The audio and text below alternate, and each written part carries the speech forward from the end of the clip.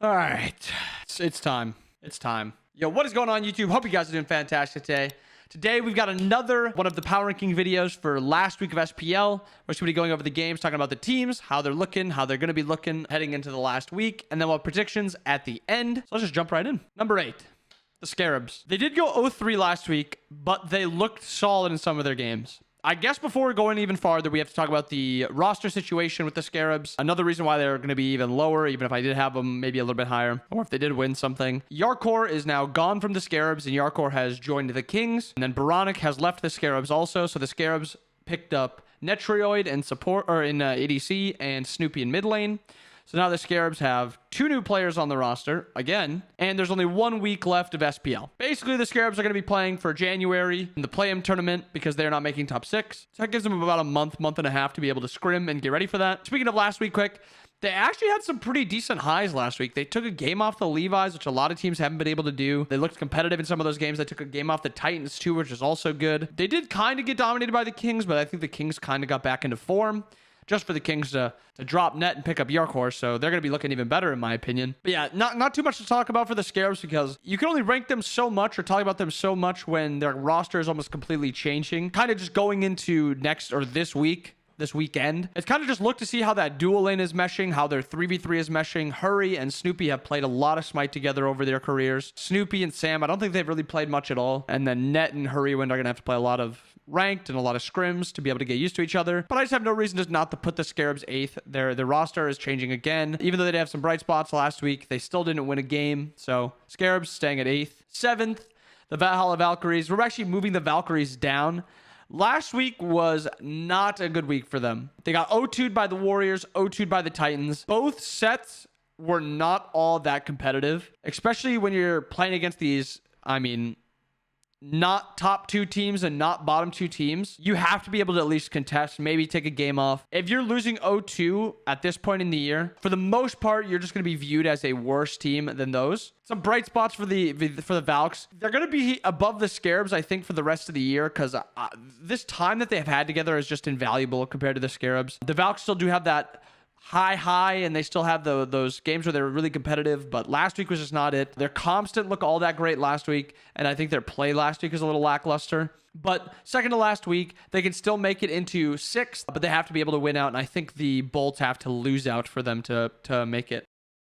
And just as a small note, before we go into number 6, the Bolts, the Valks and the Bolts play in the last game of the phase 3 games. Right now, the Valks have 2 wins. The Bolts have 4. I think the Valks have 3 games left and the Bolts have 2 games left. It's false. He can correct me if I'm wrong. It's going to be a good end to it because if the Valks pick up just 1 win and then they pick up another one to beat the Bolts at the end, they don't even have to win out. They can just go 2-1 and they're in a spot tied with the Bolts. Number 6, the Bolts. Bolts had a really hard weekend where they played against the Levi's. They played against the Kings. Against the Kings, they actually looked like they could have won this set. Game 1, not too bad. Game 2, not too bad. Game 3, it looked like they should have actually won that. A couple bad throws, a couple bad fights, left them in a position of weakness against the Kings, and then the Kings ended up capitalizing, winning the game. But there's really good things to take from this. Like, I didn't think the Bolts were ever going to be able to pass the Valks in the power rankings. Now this is 2 power ranking weeks in a row where I'm rating them above the Valks, and I just think that they're a better complete team somehow, even though they're still getting used to each other. I think Baskin is becoming a strength, no longer a question mark. Laz is looking really good. If Barra and Jake can get onto the same page of these dual lanes that are just strong again instead of just like these weird 2v2s that don't make sense, I think this Bolts team can actually be pretty competitive. Into the first tier of, I think, competitive teams for this phase 3 playoffs, the Oni Warriors. Their biggest problem is consistency. They absolutely mopped the floor with the Valks. Absolutely mopped the floor with them. And that's the reason I actually moved the Valks so much lower, is because the Valks looked not good. They didn't even look like a very good team against the Warriors. And then you look at the Warriors last week, where they just had an absolutely terrible week last week. This consistency problem is the biggest thing with the Warriors. They're set against the Valks. They got leads. They played through their leads. They played through their objectives. They didn't really fall behind, really. Or if they did fall behind, it wasn't really that much. So overall, just really good things against the Valks. They played against the Dragons.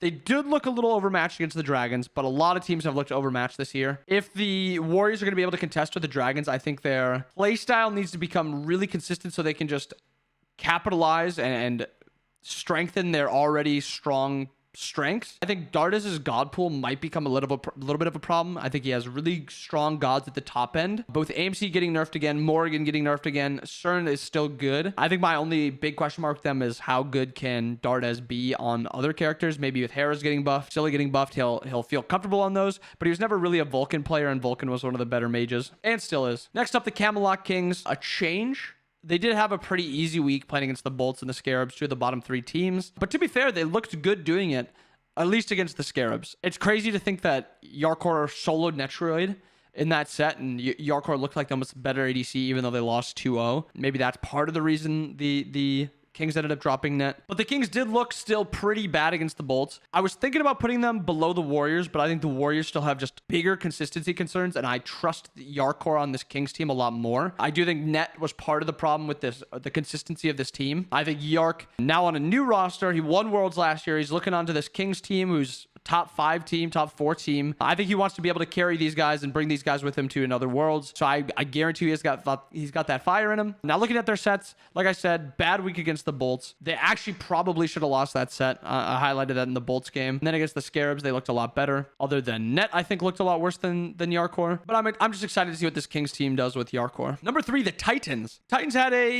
like an up and down week. They played the Scarabs. Scarabs actually took a game off of them. The Titans looked pretty mediocre in that set. Then they played the Valks, dominated the Valks.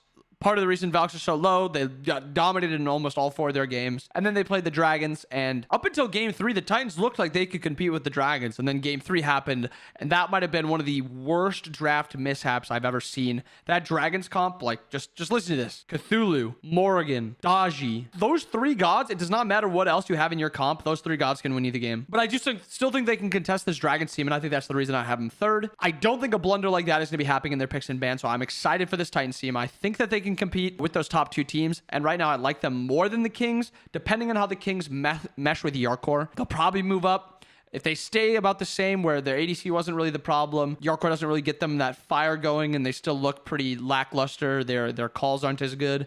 Their comps don't look as good. Their 3v3s don't look as good. All that sort of things. The Kings will stay down, but right now I really like this Titans team, and I think with even more practice, like, keep in mind, they didn't have Stu like 3 weeks ago. They just got Slaney last week.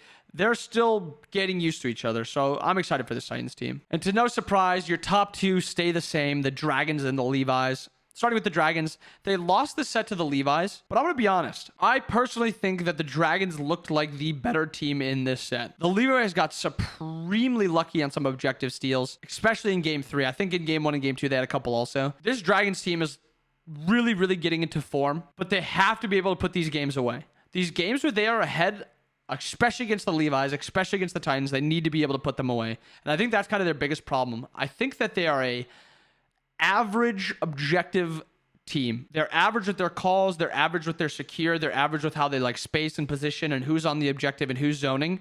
I think that is their biggest weakness. And fortunately, or unfortunately, fortunately for the Levi's, unfortunately for the Dragons, I think that is the Levi's strength right now. I think they play objectives better than any other team in the league. I think their early game can still use a little bit of help. But to be honest, Haddix is looking great over in the solo lane. Panatom is looking like the best player in the world right now, bar none. Shinto's coming back into form, taking all of Panatom's farm. And then Zap and Ronnie are looking great in duo lane. It really comes down to just, can this Levi's team mitigate some of the early game that the Dragons have, or mitigate some of this Titans early game? Because if you look at the Titans, you look at the Dragons, both these guys like to play kind of more pressure oriented, and the Levi's like to play to get to the spots where they're grouped. Talking about their sets quick. Dragons versus Levi's, like I said, I think the Dragons look like the better team, but they did lose. And then they played the Warriors, and they kind of slapped the Warriors. It wasn't particularly close. The Dragons looked really Dragon-esque. And then their set against the Titans, I kind of just talked about it, but game 1 and game 2 were pretty close, pretty good games. And then game 3, they just got a god draft and just dominated the Titans. Levi's 2 on the Dragons. Definitely did not look like the better team, but they won, and that's what matters, and that's why I still have them as number 1. It doesn't matter if you look like the better team. If you win, you win. And then they 2 on the Scarabs, which is actually, I mean, the Scarabs did not look too bad in that set. Not too much to say. The Scarabs are changing up again, so it's tough to like talk too much about it. And then their set against the Bolts, not too bad. They did look like just a better team. The Bolts looked a bit overmatched, but I mean, this Levi's team is looking really good, and I'm really excited to see them into Phase 3 playoffs. Looking at predictions for this week, Valks versus Scarabs in game 1 on Thursday. It's kind of a weird setup. You have 3 games Thursday, 2 games Friday, 3 games or 2 games Sunday or Saturday, 3 games Sunday. Weird setup. Starting with Sunday, Valks versus Scarabs. Scarabs are just getting used to their new roster. Valks still look like not a great team, but I still think they're slightly better than the Scarabs. So we're going to barely eke out the Valks. We'll probably say like a 2-1, maybe 2-0. Kings versus Warriors. Pretty big test for both these teams. I had them really close to each other in the rankings. I do think the Kings are a slightly better team, and I think with Jarcor, I think he puts them kind of over the edge. We're going to go 2-1 Kings. And then the third set of the day, Titans versus Bolts. I do think this could actually be a pretty good set, but I do think this Titans team is just slightly more consistent and they have just a better overall roster. I would probably say 2-0 Titans, but I would not be too surprised if the Bolts took a game. Going into Friday, Levi's versus Kings. This is going to be a banger. And by banger, I think the Levi's are going to win 2-0. I think the Kings team need to be able to mesh a little bit more. I think they're kind of they're pretty similar teams, but I think the Levi's are just a better team now.